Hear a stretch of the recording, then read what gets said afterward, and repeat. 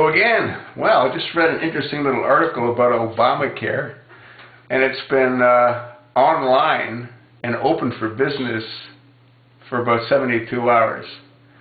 Now what's interesting is that some people had to wait about that long to get serviced. You know what I mean? Many of those people that have waited that long ended up going elsewhere. Now, what's really interesting as well is that, according to what I read, in Louisiana, not one single person signed up for it. Not one. And what this article pretty much says is that if the young people don't buy into the program, it'll go bankrupt. And I can't see any young person spending $150 or even $15 a month for healthcare insurance. Most young people think they're invincible, and many of them are, but many of them aren't.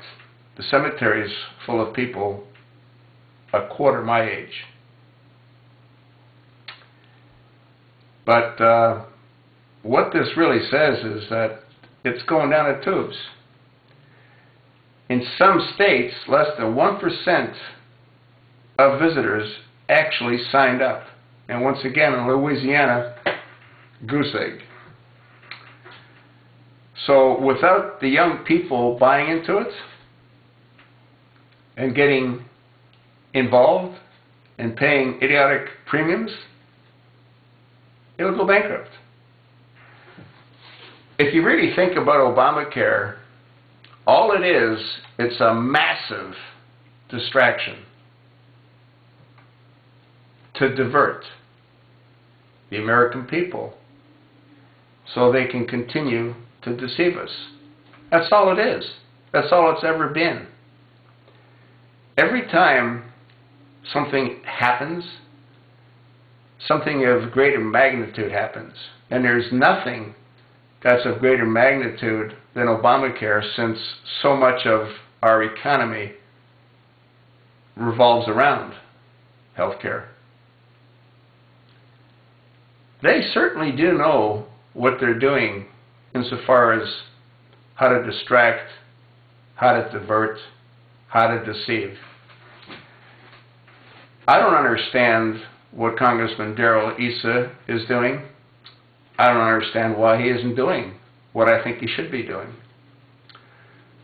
Any one of those phony scandals, pick one. I don't care which one. NSA, IRS, Benghazi, AP, pick one. Anyone can unravel this nightmare. Any single one of them.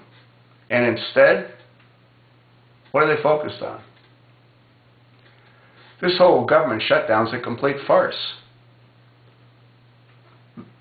The Congress has already voted to pay all of those that were furloughed. So all they're doing is making the American people suffer as much as they possibly can to drive them away from the Republican Party. That's what this is all about. That's what it's always been all about. What do you think is going to happen October the 17th when the debt ceiling has to be raised? Yeah. Distract, divert, to deceive. That'll be their motto when history reflects back on Obama's administration.